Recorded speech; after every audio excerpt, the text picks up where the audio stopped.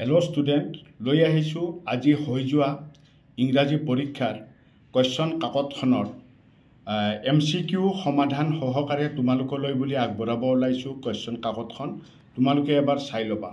মই তোমালোকক এই কুৱেশ্যন কাকতখনৰ মোৰ তাতে 4টা পাৰ্টেই আছে, A, B, C গোটেইকেইটা পাৰ্টেই তোমালোকক আছে, মই দেখাই দিছোঁ।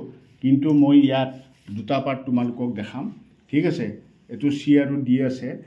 পেপাৰখন এইবাৰ A, B, C, D 4টা ছেকশ্যনত দি দিছিলে, তো মই 2টা পাৰ্টত তোমালোকক পেপাৰখন কৈ দিছোঁ। 2টা পাৰ্টৰ মই MCQখিনি সমাধান কৰি দি দিছোঁ। তোমালোকে ভালদৰে মই ৰেড কলমেৰে তোমালোকক বঢ়িয়াকৈ মিলাই দিছোঁ, তোমালোকে ভালদৰে অলপ মিলাই চাবা, ঠিক আছে। মই ৰেড কলমেৰে 2টা ৰাইট চিন দি দিছোঁ, শুদ্ধ এনচাৰখিনি তোমালোকে মিলাই ল'বা, ঠিক আছে। তোমালোকে চাই যোৱা।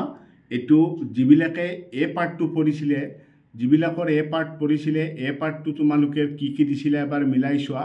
মই 2টা ৰাইট চিন দি দিছোঁ তোমালোকৰ সুবিধাৰ কাৰণে। শুদ্ধ এনচাৰটো 2টা ৰাইট চিন দিয়া আছে, গতিকে তোমালোকে মিলাই চোৱা। এইটো কুৱেশ্যন নম্বৰ 9 আছিলে, শুদ্ধ উত্তৰ অপশ্যন A। তো তোমালোকে মিলাই চাই লোৱা, ঠিক আছে। মই তোমালোকক দেখাই গৈছোঁ, তোমালোকে কেৱল শুদ্ধ এনচাৰটো তোমালোকে মিলাই চাবা। মোৰ তাতে 4খন পেপাৰে আছে, কিন্তু মই 2টা পাৰ্টত তোমালোকক A আৰু B এই 2টা A ছেকশ্যন যিবিলাকৰ তাতে পৰিছিল, B ছেকশ্যন যিবিলাকৰ তাতে পৰিছিল, A আৰু B পাৰ্টটো যাৰ হাতত পৰিছিলে সেইসকলে তোমালোকে ভালদৰে মিলাই চোৱা।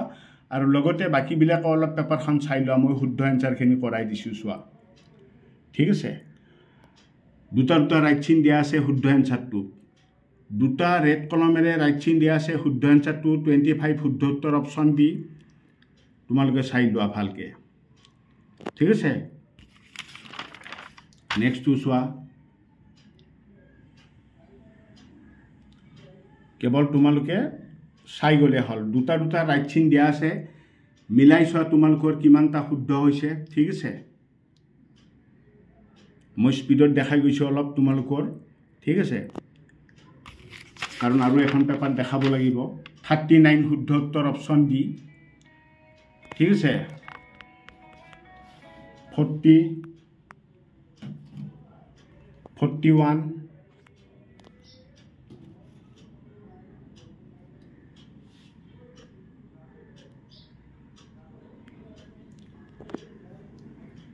'তো নেক্সটখন চাই লোৱা। B পাৰ্টত চাই লোৱা।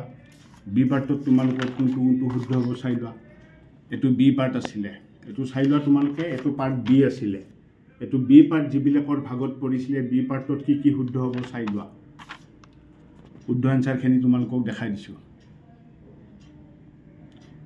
এতিয়াও মই ৰেড কলমেৰে 2টা ৰাইট চিন দি দিছোঁ, 2টা ৰাইট টিক কৰি দিছোঁ। তোমালোকে এবাৰ মিলাই চোৱা। শুদ্ধ এনচাৰখিনিত মই ৰাইট টিক কৰাই দিছোঁ।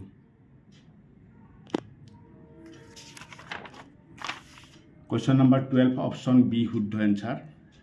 এইটো 13 অপশ্যন C।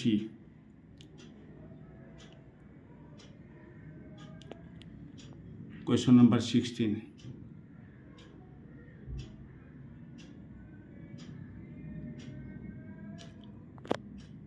নেক্সট 5 পেজত কি আছে চোৱা। 20 অপশ্যন A, 21 অপশ্যন C,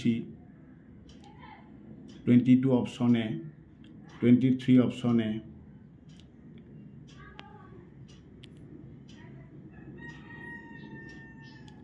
ভালদৰে মিলাই চোৱা তোমালোকৰ, আৰু কমেণ্টত জনাবা তোমালোকৰ কিমানটা MCQ শুদ্ধ হ'ল, জনাবলৈ পাহৰি নাযাবা। 32 নম্বৰটো চোৱা, শুদ্ধ উত্তৰ অপশ্যন C। 33 শুদ্ধ উত্তৰ অপশ্যন C। 34 শুদ্ধ উত্তৰ অপশ্যন C। 35 শুদ্ধ উত্তৰ অপশ্যন A। 37 শুদ্ধ উত্তৰ অপশ্যন B। মিলাই চোৱা ভালদৰে।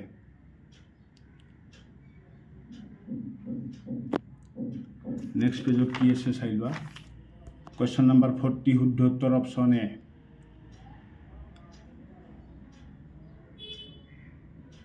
41 শুদ্ধ উত্তৰ অপশ্যন D। 42 শুদ্ধ উত্তৰ অপশ্যন B। 43 আছে তোমাৰ শুদ্ধ উত্তৰ অপশ্যন A। 44 এইটো চাই লোৱা, মিলাই লোৱা, শুদ্ধ উত্তৰ option A।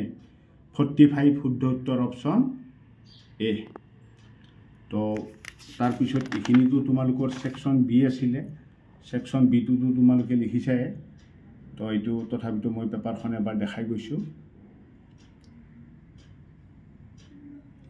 Section C supplementary readers section D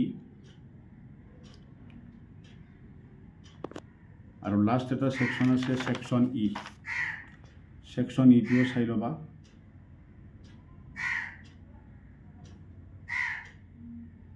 এইটো ছেকশ্যন ই আছিলে